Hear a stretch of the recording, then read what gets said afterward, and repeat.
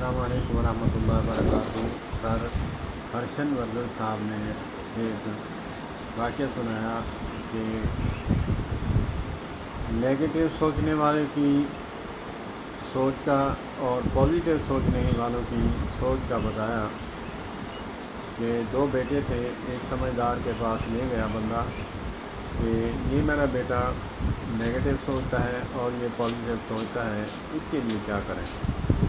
تو انہوں نے کہا کہ جو نیگیٹو سوچتا ہے اس کو ایسے کمرے میں سلایا جائے جہاں مکمل جو ہے کھلونے وغیرہ پڑے ہوں، اور اس کو جو ہے اندر سلا دیں، بھیج دیں۔ اور اسی طرح کیا گیا، جو نیگیٹو سوچنے والا تھا اس کو کھلونے مکمل جو ہے انہوں نے بھی خوشی دینے کے لیے، اور جو پازیٹیو سوچنے والا تھا گدھے اور گھوڑے اور جانور کے جو گوبر ہیں وہ صندوقی میں بھر کر ان کے اوپر جو ہے پھول چول چڑھا کے بٹھا دیے، رکھ دیے۔ تو جب صبح نکلے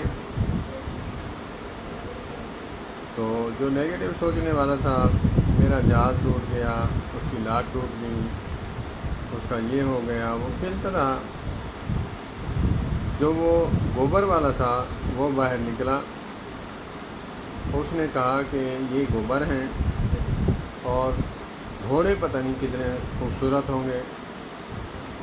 پازیٹیو سوچ، اس نے کہا میرے گھوڑے کیسے خوبصورت ہوں گے،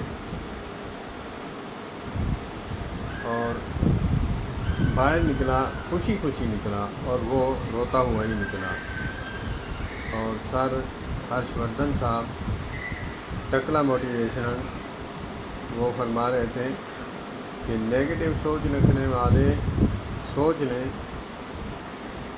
کہ جنت جیسے گھر میں رہ کر بھی وہ خوش نہیں رہ سکتے، خوشی اندر سے ہوتی ہے، اندر سے نکلتی ہے۔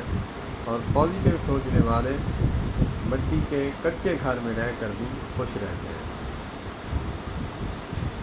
السلام علیکم۔